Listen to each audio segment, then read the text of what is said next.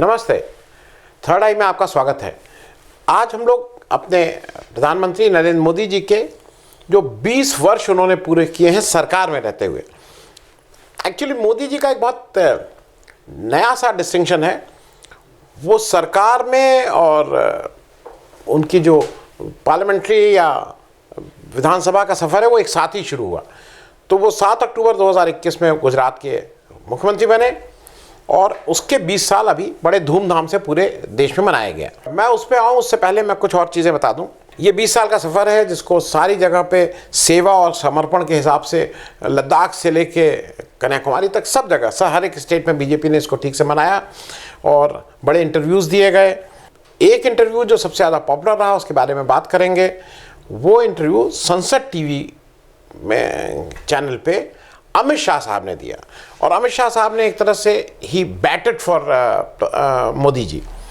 और उस इंटरव्यू को लेने वाले प्रदीप सिंह साहब थे, हिंदुस्तान के एक वरिष्ठ जर्नलिस्ट। मैं एक डिस्क्लेमर कर दूं, प्रदीप सिंह साहब और मैं, प्रदीप मेरे क्लास फेलो रहे हैं, तो ये मैं डिस्क्लेमर शुरू में कर दे रहा हूं और शायद इसलिए मैं उनके बारे में कोई बहुत तल्ख टिप्पणी नहीं कर पाता हूं। मेरे अच्छे मित्र भी रहे हैं। अब ये जो संसद टीवी वाला जो इंटरव्यू था उसको सारे चैनल्स ने शायद एडवर्टीजमेंट के तौर पे या जैसे भी दिखाया गया, लगा वो इंटरव्यू है लेकिन शायद कुछ लोग कह रहे हैं वो एडवर्टीजमेंट के ब्रैकेटेड में किया गया। और ऐसा एक जनरल इम्प्रेशन बताया गया कि इतने लंबे समय तक 20 साल तक कोई सत्ता में रहा है और कैसे काम कर रहा है उसके कामकाज पे। मैं इसको आगे बढ़ने से पहले आपको जल्दी से 2-3 चीज़ें फटाफट बता दूं। हिंदुस्तान की राजनीति में अभी तक के जो सबसे ज़्यादा, मैं स्टेट पॉलिटिक्स को इसमें नहीं इन्वॉल्व कर रहा हूँ क्योंकि वो फिर और लंबा हो जाता। जैसे शरद पवार साहब और मुलायम सिंह यादव जी ये बहुत लंबे समय से देश की पॉलिटिक्स में हैं। उनका विधानसभा का सफ़र, फिर उनका लोकसभा का सफ़र एक लंबा सफ़र है, लोकसभा चाहे राज्यसभा का। लेकिन मैं शुद्ध अभी लोकसभा की बात कर रहा हूँ। हिंदुस्तान के जो 11 बार MP बने हैं अभी तक के, मतलब सबसे ज़्यादा नंबर वो इंद्रजीत गुप्ता जी रहे हैं CPI के। उन्होंने सन 62 से 2001 में तक उन्होंने 11 बार जीता। बीच में एक बार 77 का चुनाव वो हार गए थे। ये CPI के थे। दूसरा नाम है, मैं इसलिए नाम ले लूँ क्योंकि वो आवश्यक है, सोमनाथ चटर्जी साहब का, जो 1967 से लगातार 10 बार, 2004 तक वो 10 बार लगातार MP रहे। और एक नाम और ले लूँ, PM सईद साहब हैं, ये कांग्रेस के MP रहे लक्षद्वीप से, ये भी 1967 से 2004 तक लगातार 10 बार MP रहे। तो ये 3 लोग हैं जिनके जो 10 या 11 बार MP रहे हैं। मैं 9 बार बहुत लोग रहे हैं, उसमें जॉर्ज फर्नांडिस साहब का भी एक नाम है जो 9 बार MP रहे हैं। बीजेपी में इस समय MP की अगर वो देखें तो सबसे सीनियर मोस्ट, सबसे ज़्यादा बार MP मेनका गांधी जी रही हैं जो 8 बार हैं। अब हालांकि अभी के समय में मालूम नहीं मेनका गांधी जी को नेशनल एग्जीक्यूटिव से जो उनकी राष्ट्रीय कार्यकारिणी उसे बाहर निकाला गया है। कुछ लोगों का कहना यह है कि वरुण गांधी जिस तरह का स्टेटमेंट दे रहे हैं उसमें वरुण गांधी जी और मेनका गांधी जी के दिन बहुत ज़्यादा नहीं अब बीजेपी में चल पाएंगे, इस तरह की भी बात वो कर रहे हैं। मैं बात चर्चा शुरू करूं तो मैं पहली चीज़ तो यह है कि मोदी जी का एक बड़ा यूनिक फैक्टर है कि देश की आज़ादी 1947 के बाद की इनकी पैदाइश है। तो अभी तक इनसे पहले जितने 13 प्रधानमंत्री हुए थे सब 1947 से पहले की पैदाइश थी। तो एक तरह से गुलाम भारत में उनका जन्म हुआ था, वहीं पढ़ाई लिखाई हुई थी, लेकिन मोदी जी आज़ाद भारत में इनका जन्म हुआ और इसके ये 14वें प्रधानमंत्री के रूप में काम कर रहे हैं। इनकी पढ़ाई के बारे में बहुत कुछ मैं क्या बोलूँ, आप सब लोग जान ही लिए हैं, इस समय वो कहना बहुत ठीक नहीं है, आप अपने आप ही देख लीजिएगा। शादी के बारे में भी आप सब लोग जानते हैं, जसोदाबेन से शादी हुई थी, अब वो शादी अभी है भी और मतलब शायद साथ नहीं रहते हैं। मोदी जी ने खुद ये कहा है कि ये 1971 में जेल गए थे जब ये बांग्लादेश की बात हो रही थी। उस समय बांग्लादेश बनने के लिए हिंदुस्तान की फ़ौजें जा रही थी, तो उस समय इन्होंने कोई आंदोलन किया था जिसकी वजह से जेल गए थे। ये इन्होंने किसी सार्वजनिक सभा में कहा है, लेकिन वो समझ में किसी के नहीं आया क्योंकि 1971 में तो आप किसके विरोध में आप आंदोलन कर रहे थे समझ में नहीं आया, जिससे आपको जेल जाना पड़ा। कोई रिकॉर्ड भी नहीं है, इन्होंने बताया भी नहीं है कि किस जेल में गए थे। 1975 में इनके बारे में बार बार ये कहते हैं कि जब 1975 की इमरजेंसी लगी तो ये हाइडिंग में चले गए। मतलब पुलिस से बचने बचाने लगे, और उसमें कहा जाता है कभी सरदार बने, कभी कुछ बने, मतलब तरह तरह के वेश बदल के इन्होंने अपने को बचाया, ऐसा इनके बारे में कहा जाता है। 7 अक्टूबर 2001 में केशुभाई पटेल जो गुजरात के चीफ मिनिस्टर थे, उनको हटाया गया। वो एक्चुअली भुज में एक बड़ा अर्थक्वेक आया था, भूकंप आया था, उसमें शायद ठीक से नहीं देख पा रहे थे और भी लीडरशिप को चेंज करना चाहते थे, और मोदी जी को वहाँ मुख्यमंत्री के रूप में बिठा दिया गया। गुजरात का जो इनका कार्यकाल है वो 2 चीज़ों से बहुत पॉपुलर है। गुजरात के रॉयट्स जो 2002 में हुए, गोधरा कांड, और उसके बाद के रॉयट्स जिसमें आधिकारिक रूप से 1044 लोग मारे गए, जिसमें से 3/4 करीब मुसलमान थे। वो एक वो है जिसको कभी मोदी जी उसको भूल भी जाना चाहते हैं, कभी उसको हिंदू वोट के लिए याद भी रखना चाहते हैं, वो मुझे भी नहीं मालूम। आप भूलना चाहिए तो भूल जाइए, याद रखना चाहिए तो याद रखिए, जैसा आपको ठीक लगे।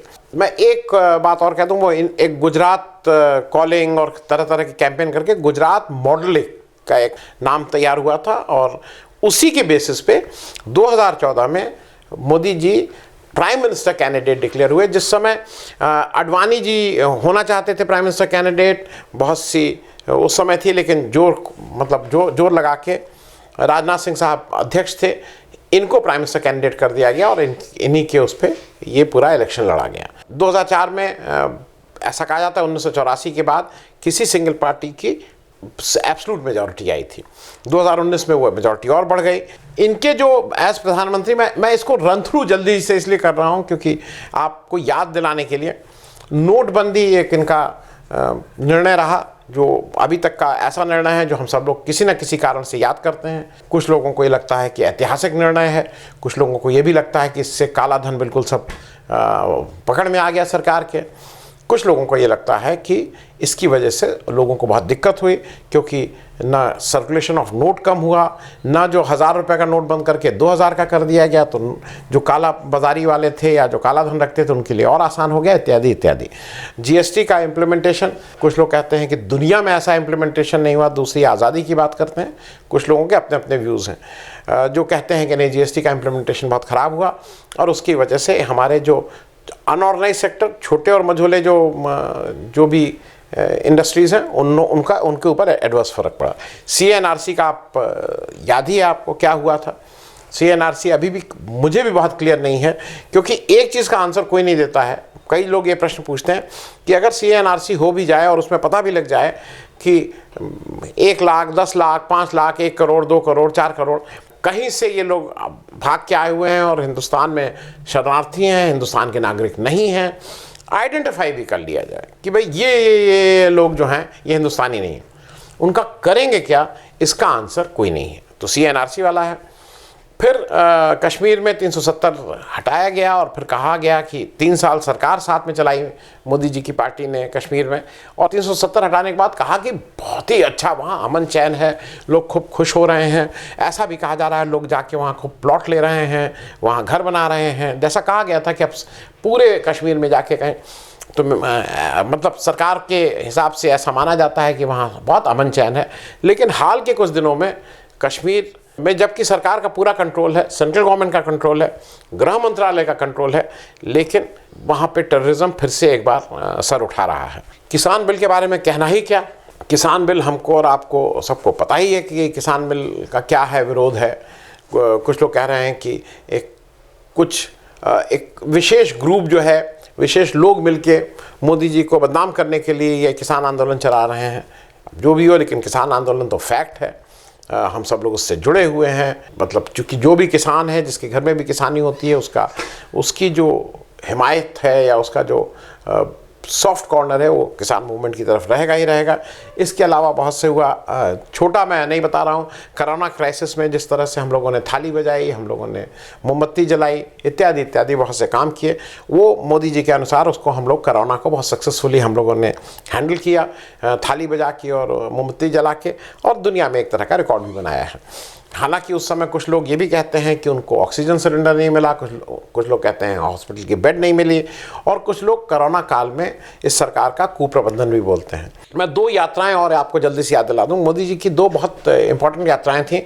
1990 में अडवाणी जी की राम रथ यात्रा और 1991-92 में मुरली मनोहर जोशी जी के साथ ये एकता यात्रा जो कश्मीर में जाके लाल चौक में झंडा अंडा फहराए थे। लेकिन ये दोनों जो सीनियर लोग हैं, जो पुरोधा हैं बीजेपी के, आज दोनों लोगों का को किनारे अब आराम करने के लिए कह दिया गया। मोदी जी चाहते हैं कि भाई जो वयोवृद्ध हैं बीजेपी के लोग, उन लोग आराम करें, ये रोज़मर्रा की चीज़ों से अपना उसमें दिमाग न करें।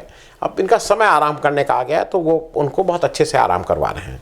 एक मोदी जी का एक शौक़ और है, मतलब बाकी तो मान लीजिए जो कपड़े वपड़े का शौक़ है वो तो किसी का भी अच्छा है, मतलब चाहे कैसा भी। एक शौक़ है फॉरेन विजिट का, और बहुत जगह घूमने गए, मतलब घूमने क्या गए, देश की नुमाइंदगी में गए, अलग से बहुत से स्पीचेस हुई, इस तरह का हुआ। उसमें जो सबसे चेरी ऑन द केक है वो नमस्ते ट्रम्प किया गया। हिंदुस्तान में ट्रम्प जी आए, फिर मोदी जी वापस गए, मोदी जी ने उनका इलेक्शन कैंपेन भी किया, अगली बार ट्रम्प सरकार, ये करके उन्होंने ट्रम्प जी का, मतलब ये भी अपनी तरह का विश्व का अनूठा एक प्रयोग था जब एक देश का सरकार का अध्यक्ष, सरकार का अगुआ, देश का वो जाके दूसरे देश के राष्ट्राध्यक्ष के लिए चुनाव प्रचार कर रहा हो। इसमें भी हम लोगों ने अच्छा काम किया मोदी जी ने। मोदी जी ने आज तक कोई प्रेस कॉन्फ्रेंस नहीं की है। वो press conference so called Prasoon Joshi ji के साथ, तो प्रेस कॉन्फ्रेंस क्या, प्रसून जोशी जी उनको बिठा के सवाल पूछते हैं, अक्षय कुमार के साथ वो बातचीत करते हैं, जिसको प्रेस कॉन्फ्रेंस कहा था, ANI के रिपोर्टर के साथ। और जनरली सवाल वही होते हैं कि आप मोदी जी आम काट के खाते हैं कि आप आम चूस के खाते हैं, इत्यादि इत्यादि। मुश्किल सवाल है, मतलब अगर आपसे एकदम से कोई पूछे आप आम काट के खाते हैं कि चूस के खाते हैं, क्योंकि मुझे नहीं याद है, मैं शायद चौसा जो है वो चूस के खाता हूँ, शायद दशहरी जब गला नहीं रहता है तो काट के खाता हूँ, जब थोड़ा पिलपिला हो जाता है तो चूस के। वो थोड़ा मुश्किल क्वेश्चन है, नॉट अ इजी क्वेश्चन। जो भी आम खाता है, जिसको भी आम का वो है, उसको समझ में आ जाएगा कि ये बहुत टफ क्वेश्चन है। मतलब इस तरह के क्वेश्चन जनरली आपको टफ क्वेश्चन नहीं पूछने चाहिए। खैर, प्रदीप सिंह जी के बारे में बता दें कि उन्होंने एक अमित शाह जी का भी इंटरव्यू किया है, उस इंटरव्यू के कुछ मैं बता दूंगा। उन्होंने शुरू ही इससे किया कि भाई मोदी जी अब सारे नेता अच्छे हो गए हैं, यहाँ हो गए हैं, सरकार इतनी अच्छी चला, फिर उनका विश्व नेता बनते हुए वो देख रहे हैं। तो हमारे प्रदीप सिंह साहब उनको विश्व नेता बना दिए हैं। अब वो कहाँ के विश्व नेता कहाँ के होंगे, है अफगानिस्तान में एक हम लोग अच्छा विश्व नेता का वो कर सकते हैं। चीन को तो अपने को सबक सिखाना ही है, अपने एजेंडा में रहना चाहिए कि चीन जब, मतलब इसे कहते हैं ना, हमारे पीछे पीछे चलेगा, वो दिन दूर नहीं। मोदी जी को मेरे ख्याल में 2027 तक, तो 27 नहीं 24 तक तो यह स्थिति आ ही जाएगी कि जब चीन को हमारे पीछे पीछे घूमना पड़ेगा। फिर एक उन्होंने अच्छी बात कही उस प्रदीप जी ने कि उनकी स्केल और स्पीड जो है उसका क्या वो है, जिस स्केल पे करते हैं, जिस स्पीड से काम करते हैं, इसका भी उनको बहुत अच्छे अच्छे जवाब दिए गए।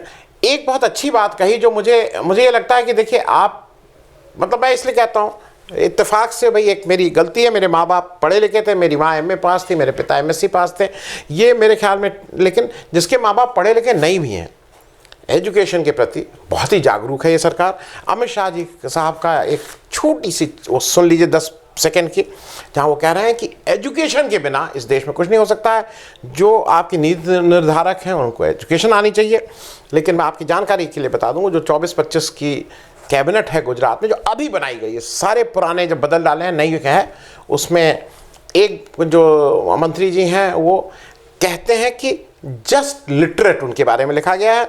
जो 13 लोग हैं वो 8वीं से 12वीं पास हैं, 11 लोग ग्रेजुएट हैं, और जो मुख्यमंत्री हैं वो ITI जूनियर इंजीनियर हैं, और जो वहाँ के गृह मंत्री हैं वो 9वीं पास या 10वीं पास हैं। तो अमित शाह साहब का ये अच्छा, उन्होंने हालांकि कह दिया वहाँ गुजरात में तो 100% है। मेरे ख्याल में इस स्पिरिट के साथ अमित शाह को वहाँ एक प्रौढ़ शिक्षा का कार्यक्रम चलाना चाहिए, जिससे 2024 आते आते जितने लोग ये 8वीं 12वीं है ना, 8वीं पास हैं, इनको कम से कम ग्रेजुएट अगले 4-5-6 साल में करा देना चाहिए। और कोरोना में तो बिना एग्जाम के भी अगर अटेंडेंस के उस पर भी हो जा रहा है, तो ये जल्दी से स्कीम को लागू कर देना चाहिए। मेरा एक सजेशन ये है। एक अनपढ़ आदमी देश पर कितना बड़ा बोझ बनता है, ना जो अपने संविधान के दिए हुए अधिकारों को जानता है, ना संविधान ने हमसे जो अपेक्षा करी है वो दायित्व को जानता है, वो कैसे एक अच्छा नागरिक बन सकता है। इसके अंदर आमूलचूर परिवर्तन है। हालांकि इन जो गुजरात की जो मंत्रिमंडल है उसमें 7 criminal cases, 3 serious criminal cases वाले हैं, वो भी देख लिया जाएगा। केसेस की कोई दिक्कत नहीं है। फिर एक प्रश्न इसी उसमें आ रहा है कि वो डिक्टेटर का आरोप है जो बिल्कुल बेबुनियाद है, और हमारे अमित शाह साहब ने बताया कि मोदी जी बहुत कम बोलते हैं और दूसरों की बातें सुनते हैं। वो अपनी मतलब शायद मुझे ऐसा लगता है मन की बात भी उनसे कोई ज़बरदस्ती करवाता है, क्योंकि अगर वो दूसरों की बात सुनना चाहते हैं तो मन की बात तो उनके मन का कार्यक्रम नहीं है, जैसा उन्होंने कहा। मैं तो अमित शाह साहब की बात को फिर से कर रहा हूँ, वो भी सुन लीजिएगा। मोदी जी जैसा श्रोता देखा ही नहीं। किसी भी समस्या के लिए बैठक हो, कम से कम मोदी जी बोलते हैं, बहुत सब लोगों को धैर्यपूर्वक सुनते हैं और फिर उचित निर्णय लेते हैं। और अमित शाह साहब ने यह भी बताया कि उनकी छवि को खराब करने का एक सुनियोजित प्रयास चल रहा है। और मुझे लगता है उसी श्रृंखला में एक बड़ी टेनिस प्लेयर हैं दुनिया की, मार्टिना नवरातिलोवा, उन्होंने मतलब उनको लेना एक ना देना दो अमेरिका की हैं, उन्होंने ट्वीट कर दिया इस इंटरव्यू के बारे में, कुछ जोक को बताने लगे। मुझे लगता है कि अपने फॉरेन अफेयर्स वहाँ से एक इसका सख्त वो जाना चाहिए और मार्टिना नवरातिलोवा के ऊपर कुछ ना कुछ तो कार्रवाई होनी चाहिए। नहीं तो यहाँ पे अपने हम लोग किसी कोर्ट में अगर हो तो वहाँ कोई एक हम लोग कोर्ट में कुछ पिटीशन भी दायर कर दें, कुछ ना कुछ करना चाहिए इसमें। मुझे मालूम नहीं, मतलब सरकार ज़्यादा अच्छा बता पाएगी या अमित शाह साहब ज़्यादा अच्छा बता पाएंगे। उन्होंने एक चीज़ और बताई कि ये जो राहुल गांधी है ना, ये साक्षात्कार, ये इंटरव्यू नहीं देते हैं। अब अमित शाह साहब का कहना ये भी सही बात है। ये जो इसका मतलब जो राहुल गांधी इतना प्रेस वालों से बात करते रहते हैं, तो इनका कहना वो इंटरव्यू नहीं मिलेगा। राहुल गांधी जी को बोलने के लिए तो ठीक है, एक बार आपको साक्षात्कार का मौका मिले तो इतना जरूर पूछना भैया कि आपके शासन था तब इसमें से क्या क्या कर पाए थे। आप तो 10 साल तो रहे, उस वक्त आप सांसद भी थे और आपकी माताजी पार्टी अध्यक्षा थी, मनमोहन सिंह जी प्रधानमंत्री थे, तो क्या क्या कर पाए थे। एक बार जब आप साक्षात्कार वैसे देते नहीं है वो साक्षात्कार, अगर दिए तो जरूर पूछिएगा।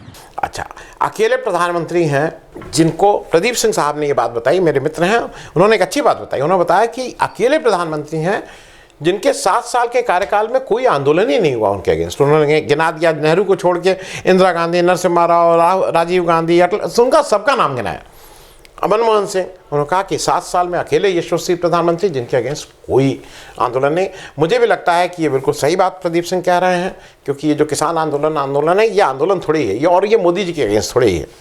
ये बाकी सब कुछ हो, मोदी जी के अगेंस्ट कुछ नहीं है। CNRC भी मोदी जी या मोदी जी की सरकार के अगेंस्ट आंदोलन नहीं थे, ये सब भड़काने वाली बातें थी। मोदी जी अकेले प्रधानमंत्री हैं। आप देखिए, अगर शुरू से नज़र डालिए, नेहरू जी का काल थोड़ी समय के लिए छोड़ दीजिए, जितने प्रधानमंत्री हुए हैं जिन्होंने कार्यकाल अपना पूरा किया है, चुने जाने के दूसरे तीसरे साल में अलोकप्रिय हो गए। कोई बड़ी राजनीतिक घटना हो गई या फिर भ्रष्टाचार का आरोप लग गया, उनके खिलाफ आंदोलन शुरू हो गया। इंदिरा गांधी को ले लीजिए, राजीव गांधी को, नरसिम्हा राव, आप इस तरह से देखिए। लेकिन 7 साल हो गए, लोकप्रियता घटने की बजाय ऐसा लगता है बढ़ रही है, जिस तरह से चुनाव के नतीजे आ रहे हैं। क्योंकि जनतंत्र में लोकप्रियता को नापने का चुनाव से ही नापा जा सकता है।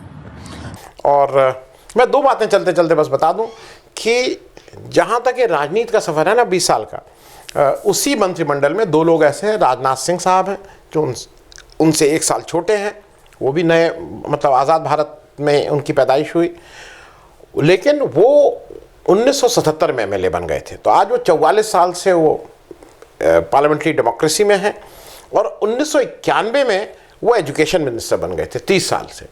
तो मुझे ऐसा लगता है कि प्रधानमंत्री से ज़्यादा कोई और व्यक्ति ज़्यादा क्वालिफाइड नहीं होना चाहिए, ये बेसिक वो है।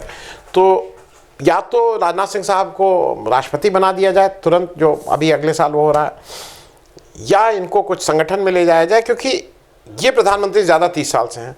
एक व्यक्ति और है प्रधानमंत्री से ज़्यादा जिसका कार्यकाल है, गडकरी साहब 1995 में मंत्री बन गए थे। तो ये भी एक मतलब अच्छा नहीं है, क्योंकि ही इज़ देयर फॉर इतने साल से ये भी हैं, 5 और ये 26-27 साल से ये हैं। और अगर ना हो तो कम से कम इन लोगों के ऊपर भी एक छोटी सी कोई एक शो, प्रदीप सिंह साहब आप इनके ऊपर भी कर लिए, राजनाथ सिंह साहब और गडकरी साहब से, वो भी अच्छा रहेगा। अंत में हमारे प्रधानमंत्री जी का कार्यकाल अच्छा हो, जैसा वो कहते हैं कि वो केवल अंत्योदय की बात करते हैं, वो दूसरों की बात सुनते हैं, जैसा उस इंटरव्यू में बताया गया, वो टोटल ट्रांसपेरेंट है। मेरे ख्याल में टोटल ट्रांसपेरेंसी से वो क्यू लेते हुए जो PM केयर्स फंड है उसको कल से ट्रांसपेरेंट कर दिया जाएगा, उसके सारे लेन देन को सार्वजनिक कर दिया जाएगा। ये एक अच्छा कदम होगा लोगों का विश्वास भी देने का। Thank you so much. और मोदी जी आपके रिमेनिंग कार्यकाल के लिए आपको बहुत बहुत शुभकामनाएं। Thank you. अगर आपको दी पब्लिक के कार्यक्रम पसंद आते हैं तो इन्हें लाइक करें। अगर आप इस वीडियो को YouTube पर देख रहे हैं तो चैनल को सब्सक्राइब करें, और अगर आप इसे Facebook पर देख रहे हैं तो दी पब्लिक के पेज को लाइक करें। अगर आप चाहते हैं कि हम निष्पक्ष पत्रकारिता को जारी रखते हुए आपसे जुड़े मुद्दों पर सवाल उठाते रहें तो हमें सहयोग करें। आपका छोटा से छोटा सहयोग भी इस मुहिम को जारी रखने में हमें ताकत देगा। डोनेट करने के लिए डिटेल्स जो हैं वो डिस्क्रिप्शन बॉक्स में दी गई हैं। धन्यवाद।